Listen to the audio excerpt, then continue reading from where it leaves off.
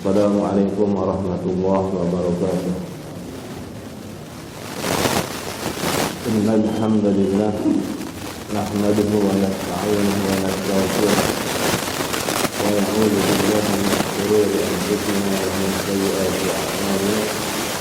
Man yahdihillahu fala mudilla lahu wa man yudlil fala hadiya lahu. Asyhadu an la ilaha illallah wahdahu la syarika lahu wa asyhadu anna Muhammadan abduhu wa rasuluh la nabiyya ba'dahu. Allahumma shalli wa sallim ala Muhammad wa ala alihi wa ashabihi wa man wala. Ikhwati fillah, semoga pada malam hari ini dari kajian ini karena sempurna juga bisa diberikan ataupun diturunkan kepada kita keberkahan yang bersumber dari Allah Subhanahu wa ta'ala. Saya ulangi, keberkahan yang bersumber dari Allah Subhanahu wa ta'ala. Kita akan melanjutkan kajian ini berkaitan dengan kitab At-Tauhid yang temanya adalah At-Tabarruk, ngalap berkah. Orang mengatakan ngalap berkah, yang disederhanakan yang artinya adalah meminta keberkahan. Tadi saya mengatakan keberkahan yang bersumber dari Allah Subhanahu wa ta'ala. Oleh karena itu kita sering mendengar ucapan Tabarakallah. Apa arti Tabarakallah? Allah yang berkah, Allah yang memiliki keberkahan. Tentu saja sang pemilik yang memiliki keberkahan ini akan menurunkan keberkahan kepada pihak yang Allah kehendaki, kepada orang-orang yang Allah inginkan.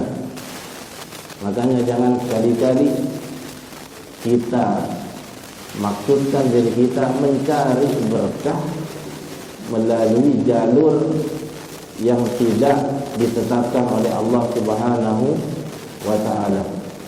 Karena kata at-tabarruk, ngalap berkah ini sesuatu yang disukai oleh manusia, disukai oleh orang yang memiliki keinginan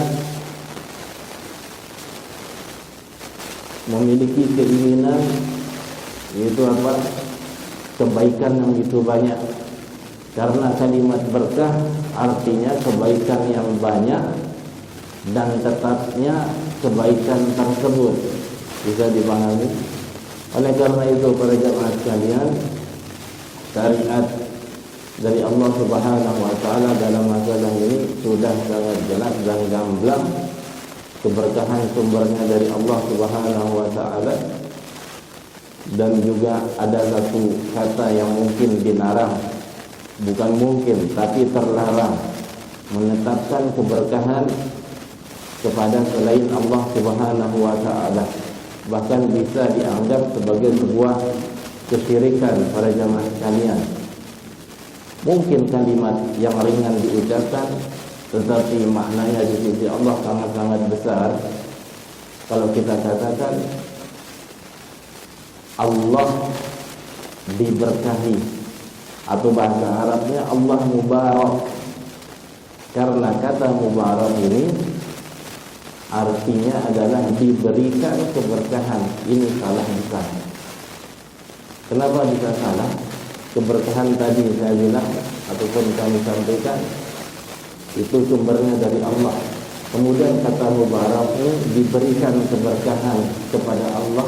Ini amat-amat tercela ataupun ucapan yang terlarang, yang tercela. Tidak mungkin Allah ini diberikan sesuatu para jemaah sekalian. Malah kita ini sangat membutuhkan Allah. Salah satu yang kita inginkan adalah keberkahan, kebaikan yang banyak. Makanya ucapan-ucapan seperti ini harus kita jauhi dengan mengatakan Allah diberkahi ataupun Allah mubarak. Bisa kita pahami dari makna ini berjamaah sekalian, makna yang kita sering sebut ataupun kita dengar itu kesyirikan. Kalau keberkahan dijumpai pada pihak selain Allah, maka menetapkan keberkahan yang Allah saja punya, kemudian kita sandarkan keberkahan atau milik Allah semata ini kepada selain Allah, maka ini adalah ain ataupun zatu syirk, yaitu kesyirikan yang nyata para jamaah sekalian. Makanya dalam bab ini at-tabarruk dengan pepohonan ataupun dengan batu termasuk ataupun hukumnya syirik pada para jemaah sekalian. Dan Syekh Muhammad bin Abdul Wahhab membawakan dua dalil dari Al-Quran. Afara'aytumul Lata wal Uzza wa manata tsalitsatal ukhra alakumuz zakaru wa lahul unsa tilka idzan qismatun dhiza, dalam surat An-Najm. Apakah kalian melihat Lat dan Uzza dan Manat yang tiga yang selainnya? Apakah untuk kalian jenis kelamin laki-laki dan untuk Allah jenis kelamin perempuan? Ini adalah pembagian yang berat belah. Jadi kalau laki-laki dan laki-laki sifatnya jantan alias perwira, ini disematkan kepada mereka dan kepada sesembahan mereka. Ini tabiat kaum musyrikin pada saat itu. Malah dikatakan malaikat adalah anak perempuannya Allah. Jadi kalau sifat kejantanan itu disematkan kepada mereka dan sesembahan mereka, adapun sifat kewanitaan itu disematkan kepada Allah. Apakah pembagian penisbatan ini adil begitu para jemaah sekalian? Tentu saja tidak. Alasan mereka mengatakan ini karena mereka pada saat dilahirkan untuk mereka anak perempuan, mereka tidak suka, mereka tidak gembira, karena perempuan mereka anggap sebagai makhluk yang nomor dua, yang tidak pertama dan utama, seperti itu. Makanya mereka menanam hidup-hidup anak perempuan mereka, dan ini disematkan dibagi untuk Allah. Apakah adil? Makanya Allah tegaskan tilka idzan qismatun dhiza, ini adalah pembagian yang berat belah. Adapun kaitan dengan at-tabarruk yang mengarah kepada kesyirikan para jemaah sekalian, sebagaimana dikatakan oleh Al-Qurtubi, qara'a Ibnu Abbas wa Ibnu Zubair wa Mujahid wa Humayd wa Abi Thalib Allata bitasdid ta, membaca Allah dengan mentasdidkan huruf ta. Wal qira'atu as-sahihah Allata bitasdid, tetapi bacaan yang benar kata Al-Qurtubi tanpa mentasdidkan huruf ta. Nah, Al-A'mash mengatakan Sammu Allat minal ilah wal Uzza minal aziz. Jadi sesembahan mereka ini mereka namakan Allat. Ini diambil dari kata al-ilah yang artinya Tuhan ataupun sesembahan. Dan juga berhala mereka namakan dengan Al-Uzza, itu diambil dari nama Allah, itu Al-Aziz yang Maha Perkasa. Ini kata Al-A'mash. Jadi sesembahan selain Allah yang mereka sembah ini diambil dari kata Allah ataupun maknanya sesembahan. Ibnu Katsir mengatakan kanat sakhratan bayda'a yatabarrakuna biha wa yatlubuna qada'al hawa'i wa kanat li ahli at-Taif wa kanu yastaghfiruna biha ala man adahum min ahya'il Arab ba'da Quraisy. Ibnu Katsir mengatakan Ini berhala-berhala ini para jamaah sekalian, yaitu Lat, berupa batu putih yang mereka mengalap berkah kepada batu ini, dan mereka meminta ditunaikan hajat-hajat mereka. Ini berhala Lat ini pemiliknya adalah penduduk Taif yang pernah hidup di Saudi. Insyaallah tahu Taif itu daerah pegunungan, dataran tinggi. Wa kanu yastakhiruna, mereka sangat membanggakan berhala yang namanya Lat ini, penduduk Taif ini, kepada seluruh kaum-kaum yang lain dari perkampungan-perkampungan Arab setelah Quraisy. Jadi Quraisy itu dinomorsatukan, kemudian mereka bisa bangga kepada selain Quraisy. Walam tazal mawjudatan hatta aslamat Saqif. Ini Lat ini, berhala ini tetap ada sampai penduduk Taif itu suku Saqif masuk Islam, baru dihancurkan. Fab'atha Rasulullah sallallahu alaihi wasallam Al-Mughirah ibn Syu'bah. Lalu Rasul mengutus seorang sahabat yang bernama Al-Mughirah bin Syu'bah, fahadamaha wa harraqaha bin nar. Lalu Mughirah menghancurkannya dan membakarnya. Wa dzalika fi sanati as-saminati, ini terjadi pada tahun 8 Hijriah. Ini kita mengenal berhala yaitu Allah, punyanya penduduk Taif. Di sini para jamaah sekalian, jelas-jelas Ibnu Katsir mengatakan orang-orang al-musyrik, mereka bertabarruk, minta keberkahan kepada batu yang dituhankan ini, dijadikan berhala ini. Artinya apa? Tabarruk dengan batu, begitu. Karena sesuatu yang dituhankan maknanya adalah mempercayai sesuatu yang dituhankan ini memiliki pengaruh. Pengaruh ada dua, mengambil manfaatnya atau tabarruk, atau menolak bala, begitu, atau mengangkat bencana.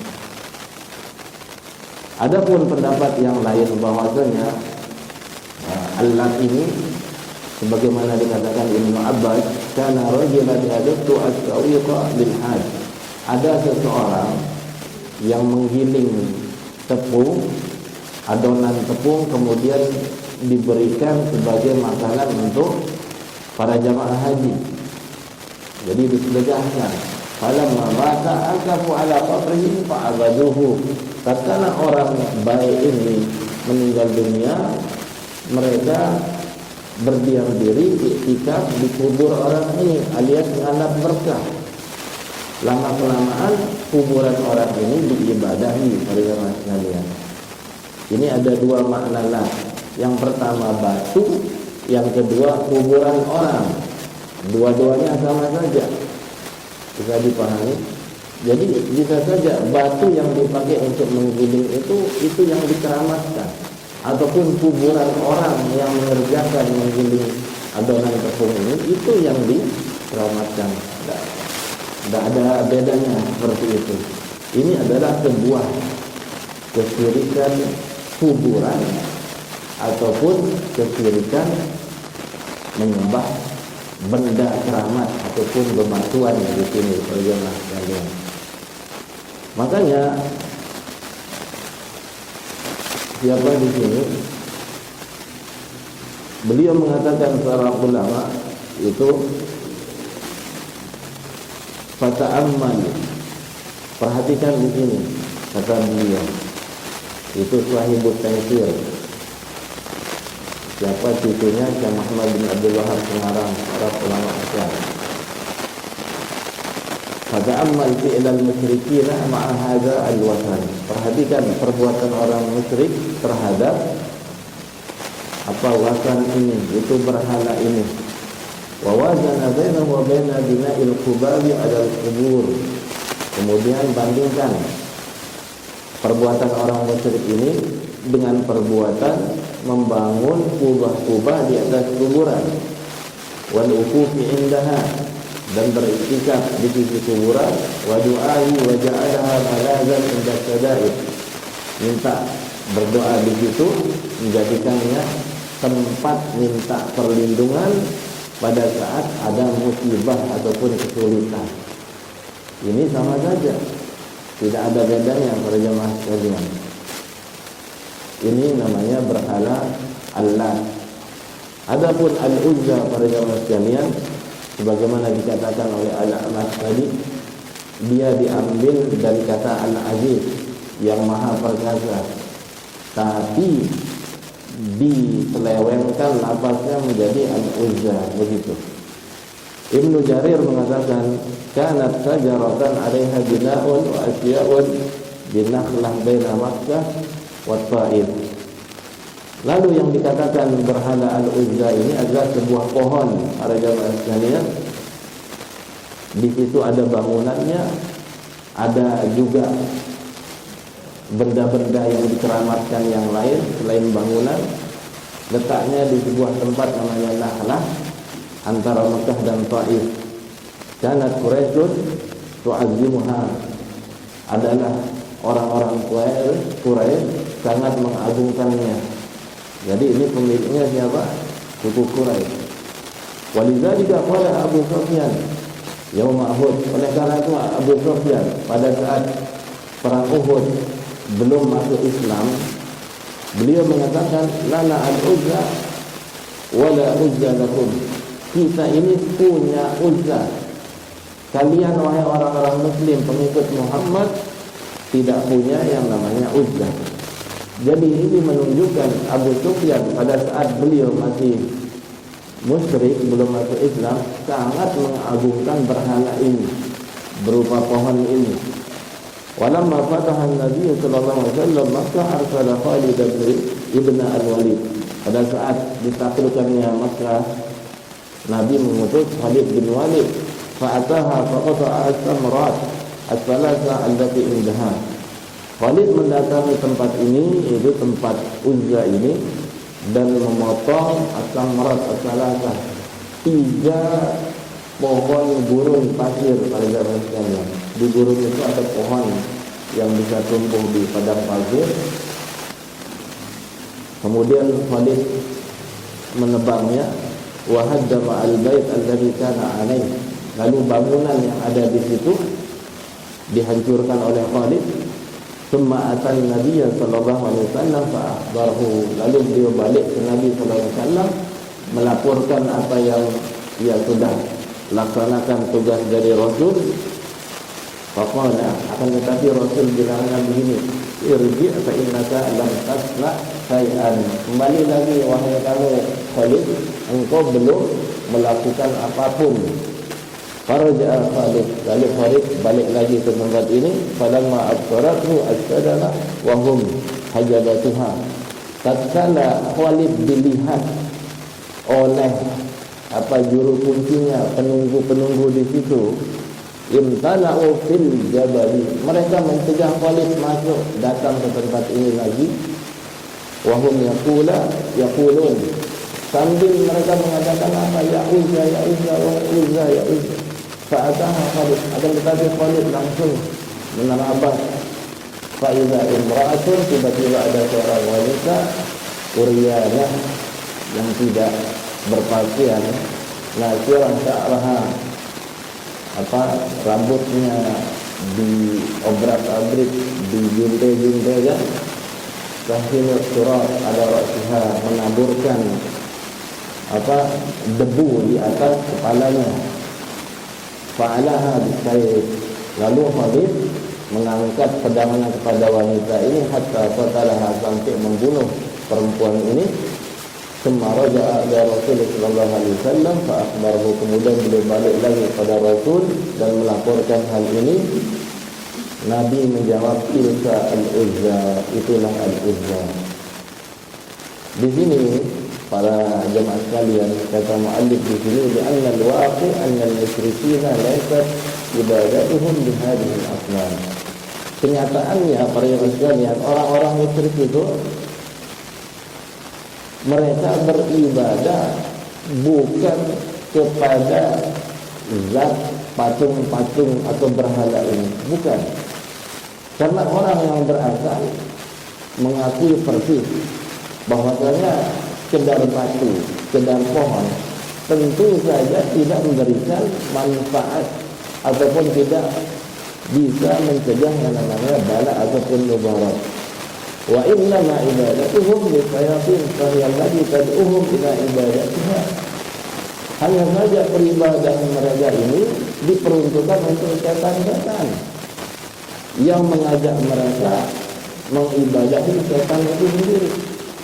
Makanya tatkala Khalid membunuh sang wanita, karena wanita ini ataupun penunggu-penunggu itulah yang mengajak kepada mengagung-agungkan ataupun ngalap berkah di situ, istilahnya. Itulah yang mereka agungkan, yang mereka ajak manusia yang tidak mengetahui hal ini. Karena kalau kita main akal-akal sehat, kalau kita mengajak orang menyembah patung, lele-lele, mau dia. Tentu saja kalau orang yang berakal tidak akan pernah mau. Tetapi di situ ada berkahnya, di situ ada tempat khusus, di situ ada petilasan, tempat tokolnya layak seorang wali begitu. Nah di situ bekas ataupun asar wali ini ada keberkahan di situ. Itulah orang soleh. Sama saja dengan Nabi Shallallahu Alaihi Wasallam dulu sampai keringat beliau diperebutkan dijadikan minyak kasturi begitu. Bekas air wuduknya Nabi Shallallahu Alaihi Wasallam diperebutkan juga mencari keberkahan pada zatnya Nabi Shallallahu Alaihi Wasallam. Anggapan ini sangat-sangat salah para jamaah. Kenapa? Mengkiaskan, menganalogikan, menyamakan Nabi dengan selain Allah dengan alasan sama-sama soleh, tentu saja tidak bisa dibandingkan antara langit dengan sumur ataupun tidak pernah bisa dibandingkan begitu. Kalau dari asli kesolehan, semua muslim itu aslinya soleh. Semua muslim bisa diambil keberkahannya kalau begitu. Bisa diambil keringatnya, bisa diambil bekas pakaiannya, milende itu. Tentu saja kita tidak mau kan, karena siapa dia begitu? Ya pada dia aku, dia sama dengan saya. Tapi kalau dari sisi tingkatan kesolehan, tentu saja Nabi tidak ada yang bisa menandingi Nabi pada zaman sekalian. Oleh karena itu kesimpulannya, setelah wafatnya Rasul Sallallahu Alaihi Wasallam bertabarruk ngalap berkah dengan zatnya seorang yang dikatakan soleh terputus pada zaman sekalian. Setelah wafatnya Nabi Sallallahu Alaihi Wasallam, zat beliau sudah dimakamkan di kuburan.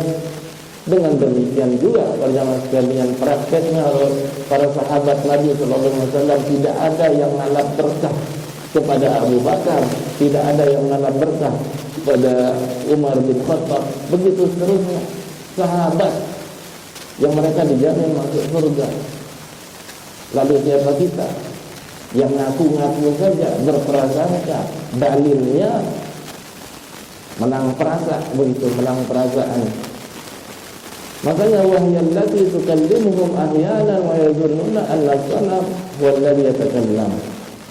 Inilah yang membisiki mereka terkadang untuk mengibadahi tempat-tempat seperti ini, benda-benda seperti ini, dan mereka menyangka bahwasanya benda ini, patung ini yang berbicara.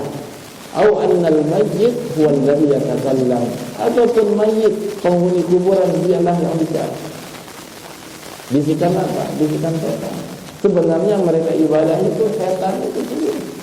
Setan manusia ataupun setan jin. Di sini kebanyakan yang berperan adalah nyata-nyata adalah setan manusia, itu yang merawat tempat ini ataupun penjaganya. tukang pukulnya, juru kuncinya. Kalau tidak ada orang ziarah di situ kan sering mata air, sering pipa begitu. Allah Ta'ala a'lam. Kemudian berhala yang ketiga dalam ayat ini para jemaah sekalian disebut dengan manat. Waktu difastiqatiha, diperselisihkan akar kata manat ini. Ada yang mengatakan manat ini berasal dari nama Allah yang namanya Al-Mannan, yang memberi segala kenikmatan. Kemudian ada yang mengatakan sunniyat manatan dikasrati mayunna aw yuraqu indaha min ad-dima'i ditabarruk biha. Nah ini yang penting. Dikatakan berhala ini dengan nama manat karena banyaknya yang dialirkan, banyaknya yang ditumpahkan. Apa yang ditumpahkan di sini? Dima, darah-darah para jemaah sekalian. Maksudnya apa? Ditumpahkan darah di sini, tabarruk, ngalap berkah, minta keberkahan di situ. Ini terjadi sekalian. Makanya dikatakan berhala di sini adalah mana? Karena di situ ditumpahkan darah-darah untuk berhala-berhala dengan maksud untuk minta kebaikan ataupun keberkahan. Tempat manat ini adalah di sebuah tempat namanya Musallal di daerah timur sana di Najd pada suku Qadib antara Mekah dan Madinah Afwan, berarti Hijaz di sini antara Mekah dan Madinah. Ini pemiliknya adalah suku Al-Aus dan Al-Khazraj, itu penduduk Madinah, suku Aus dan Khazraj. Wa kanu yuhilluna min halil hajj. Jadi kalau orang mengerjakan ibadah haji, mereka bertahalul alias bertalbiyah labbaik Allah itu perjalanan sekalian, mengambil miqat. Kalau kita bilang mereka ngambil miqatnya di daerah ini, tempat ada berhala yang namanya manat ini. Falamma fataha an-nabiy Makkah arsala Ali bin Abi Thalib ilaihi fahajjamaha. Tatkala Rasul sallallahu alaihi wasallam menaklukkan kota Mekah, beliau mengutus Ali bin Abi Thalib untuk menghancurkan berhala yang namanya manat ini. Ini 3 berhala, Al-Lat, Al-Uzza dan Manat ini dikhususkan karena inilah berhala yang paling terkenal di kalangan bangsa Arab para jamaah sekalian, yang paling besar pengaruhnya untuk mereka. Dan Allah menjelaskan bahwa berhala-berhala ini tidak memberikan pengaruh sama sekali, tidak memberikan manfaat sama sekali, tidak mencegah bala ataupun bencana sama sekali. Alakumuz zakar wa lahul unsa. Apakah untuk kalian laki-laki dan untuk Allah itu perempuan? Ini adalah namanya istifham inkari, pertanyaan untuk menyangkal. Ada orang bertanya untuk membantah para jamaah sekalian. Inilah yang dipakai oleh Allah dalam Al-Quran, membantah orang-orang musyrik karena perbuatan mereka. Jika mereka diberikan anak laki-laki, mereka bergembira. Sebaliknya diberikan anak perempuan, mereka sedih, bahkan murka alias marah sampai wajah mereka menghitam. Dan mereka jadikan malaikat itu anak-anak perempuan Allah. Nah, di sini ini adalah pembagian yang tidak adil. Masa Allah disamakan dengan apa istilahnya perempuan, jenis kelamin perempuan. Adapun malaikat juga mereka jadikan anak-anak perempuan Allah Subhanahu wa ta'ala. Tilka idzan qismatun biza. Ini adalah pembagian yang tidak adil, yang batil, yang kalian dengan pembagian ini kalian ingin mensucikan diri kalian dari anak-anak perempuan dan kalian nisbatkan perempuan ini kepada Allah. Ini bantahan untuk orang-orang musyrik. Jadi intinya para jemaah sekalian, alasan orang-orang kafir dan musyrikin pada saat mereka mengibadahi berhala-berhala ini ada dua sebenarnya. Bagaimana disebutkan di sini? Yang pertama, husnul dhannihim bi abaihim alladziina salaku hadzal maslak al-batil qablahum. Jadi prasangka baik mereka kepada nenek-nenek moyang mereka ataupun tetua-tetua mereka, yang mana tetua-tetua mereka, nenek moyang mereka sudah melakukannya sebelumnya. Sedangkan wazannu la yughni minal haqqi syai'a. Sedangkan prasangka itu tidak akan pernah bisa merubah kebenaran itu menjadi benar, menjadi salah begitu, ataupun kesalahan menjadi benar, karena namanya prasangka. Ini adalah sebuah dalil yang rapuh. Jadi cuma ngikuti nenek moyang lah begitu. Yang kedua, hazu anfusihim min riyasatihim wa tibai ahwaihim. Jadi ada kepentingan di sini para jamaah sekalian. Kenapa mereka mengibadahi berhala-berhala ini? Yaitu kepentingannya apa? Kepemimpinan. Kemudian mengikuti hawa nafsu imma harta dan seterusnya. Wa adharu shay'in 'ala al-insan an yattabi'a ma yahwa wa yatruku al-huda. Dan yang paling berbahaya di sini para jamaah sekalian, mengikuti hawa nafsu dan meninggalkan kebenaran ataupun petunjuk. Bisa dipahami? Dan ini realitanya seperti itu wakilnya. Jadi orang-orang bertabarruk, mengalap berkah, ada kepentingan-kepentingan yang sifatnya duniawi yang diberi label ukhrawi begitu. Orang-orang yang ziarah ke tempat-tempat ini kan atas anjuran orang-orang yang jadi kepentingan ini. Ini adalah jalannya orang-orang tua kita dulu. Masa orang tua kita salah? Kan itu. Malah ada kasus yang sangat-sangat menarik pada saat Ramadan perjalanan sekalian di acara televisi yang itu melakukan sholat tarawih dengan kecepatan pesawat atau kecepatan suara 23 rakaat dengan waktu secepat-cepatnya kurang dari 5 menit.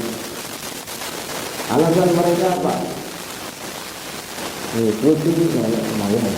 Ini sudah tradisi adat istiadat sejak ratusan tahun yang lalu. Saya ingat betul, kata mereka ratusan tahun yang lalu. Lalu ada seorang ustaz, Masya Allah, membantah fenomena ini, kasus ini. Kalau itu alasannya mengikuti orang tua, tradisi ratusan tahun yang lalu, mana yang lebih lama, tua, ajaran Nabi atau orang tua itu yang ratusan tahun? Orang tua mungkin ratusan tahun, tapi Nabi 1500-an tahun yang lalu lebih tua lainnya, lebih asli original lainnya dulu. Wah, Nabi tidak pernah mengerjakan sholat tarawih 23 rakaat dengan begitu cepatnya 5 menit. Tidak ada tumak ninah, sedangkan tumak ninah termasuk rukun sholat. Kalau rukun ditinggalkan bisa membatalkan sholat, sholat tidak dianggap sah ataupun sholat tidak berpahala, begitu sekali. Jadi kalau main tradisi-tradisian, justru Nabi kita tradisi yang paling lama, yang paling asli, original, yang murni. Selaku dengan semua orang tentu saja ingin yang namanya emas 24 karat. Nah, ternyata ajaran Nabi, petunjuk Nabi itulah emas 24 karat. Allah Ta'ala alam. Kemudian para jamaah sekalian, jadi apa korelasi ataupun hubungan masalah ini dengan bab tabaruk ini? Kata beliau, annal ladzina ya'buduna hadhihi al-asnam ya'taqiduna annaha tanfa'uhum wa tadurruhum. Mereka yang mengibadahi asnam, berhala-berhala ini, mereka meyakini bahwasanya berhala ini memberikan manfaat dan bisa membawa mudarat. Wa hum yatabarrabuna biha yataqarrabuna ilaiha. Mereka ngalap berkah pada berhala ini, mereka mendekatkan diri kepada berhala ini, wa yadhbahuna laha wa yad'unaha. Mereka menyembelih kadang dan juga berdoa minta kepada berhala ini. Fa'adallahu amalahum syirka. Allah menstempel bahwasanya amalan ini adalah termasuk sebuah kesyirikan. Kenapa Allah menyuruh juga dalam Al-Quran para sekalian, wa idza sa'alaka ibadi fa inni qarib. Jika ada yang menanyai tentang diriku, minta kepada diriku, kata Allah, katakan aku ini dekat. Ujibu da'watad da'i idza da'an. Allah sendiri yang akan mengijabah doa-doa mereka jika mereka berdoa. Nabi juga menegaskan, idza sa'alta fas'alillah wa idza sa'alta fasta'in billah. Jika engkau minta kepada Allah. Jika engkau minta pertolongan kepada Allah langsung begitu. Jadi namanya ngalap berkah ini kan minta manfaat dan mencegah mudarat. Ya minta langsung kepada Allah. Itulah ajaran orisinil orang tua yang sesungguhnya, yaitu ajaran Nabi kita sallallahu alaihi wasallam yang lebih tua, yang lebih mantap dan lebih terjaga dari ajaran yang dianggap orang-orang tua yang lain. Makanya diambil kesimpulan juga anna kullaman tabarraka bi sajarin aw qabrin aw hajarin aw ghairi dzalika qasidan li tilka jalban naf'a qadar faqad sabahum fi syirkihim. Makanya barang siapa yang ngalap berkah dengan sebuah pohon, dengan sebuah kuburan, dengan sebuah batu dan sebagainya, dengan maksud mengambil manfaat, mencegah mudarat, mereka persis kelakuan mereka seperti orang-orang musyrik yang sudah dicap pekerjaan mereka sebagai sebuah kesyirikan oleh Allah Subhanahu wa ta'ala. Oleh karena itu dalil berikutnya apa kata Allah dalam surat Al-A'raf, ij'al lana ilahan kama lahum alihah qala innakum qaumun tajhalun. Jadikan untuk kita ini ilahan sebagaimana mereka juga punya ilah, yaitu sesembahan. Katakan kalian inilah kaum yang tidak mengetahui. Jadi ilah ataupun alasan stempel pekerjaan ini sebagai sebuah kesyirikan para jamaah sekalian, pekerjaan ini persis dilakukan oleh orang-orang musyrik sebelumnya. Mungkin ini saja bisa disampaikan pada kesempatan pada malam hari ini. Semoga ada manfaatnya. Kita akan mengambil pelajaran dari ayat berikut ataupun hadis berikut ini nanti para jamaah sekalian, yaitu pada saat para sahabat yang baru masuk Islam minta keberkahan dari sebuah pohon yang namanya Zatu Anwar, dan ini persis sebagaimana dilakukan oleh kaumnya Nabi Musa alaihi salam. Ini dilarang oleh Nabi sallallahu alaihi wasallam di tempatnya langsung begitu. Subhanakallahumma wa bihamdik asyhadu an la ilaha illa anta astaghfiruka wa atubu ilaika. Wassalamu alaikum warahmatullahi wabarakatuh.